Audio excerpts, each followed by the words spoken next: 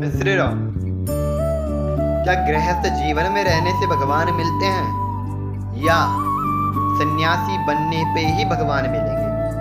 यह प्रश्न काफी लोगों का होता है और काफी लोग इसको बिना जाने सन्यासी बन जाते हैं, वे बाद में पछताते हैं।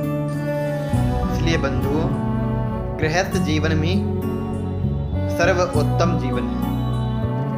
इसमें गृहस्थ जीवन में रहकर आप किसी की साधु सन्यासी की सेवा कर सकते हैं, किसी गरीब की सेवा कर सकते हैं और कोई ब्रह्मचारी की सेवा कर सकते हैं। और यदि आप साधु संत हैं तो आपके पास कोई मोह माया तो रहेगी नहीं और न ही आपके पास धन रहेगा, तो इससे आप किसी की सेवा नहीं कर पाएंगे और आप खुद का ही पेट भर पाएंगे। बल्कि भगवान कहते हैं कि खुद का पेट भरने से उच्च बात यह है कि आप 10 लोगों का पेट एक साथ भरते हो तो आपका मानव जीवन सफल है।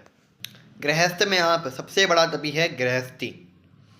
गृहस्थ व्यक्ति घर के काम संभालता है, अपना व्यवसाय संभालता है, वह अपने पत्नी के नखरे उठाता है, अपने बच्चों को पढ़ाने भेजता है, इतना सब कुछ काम करता है, धन अर्जित करता है, बाजार से सामान लाता है, दिन भर तो फ्री नहीं रहता और फिर जाके वो भगवान को याद करता है।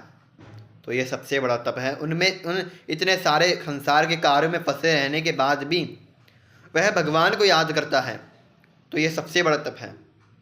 इसलिए बंधुओं, गृहस्थ जीवन सर्वोत्तम है, क्योंकि भगवान कृष्ण ने और भगवान राम ने भी गृहस्थ जीवन को ही चुना था। इसमें ये बात नहीं है कि सन्यासी जीवन खराब है, सन्यास तो सर्वोत्तम है। सन्यास की तो कोई सीमा ही नहीं है।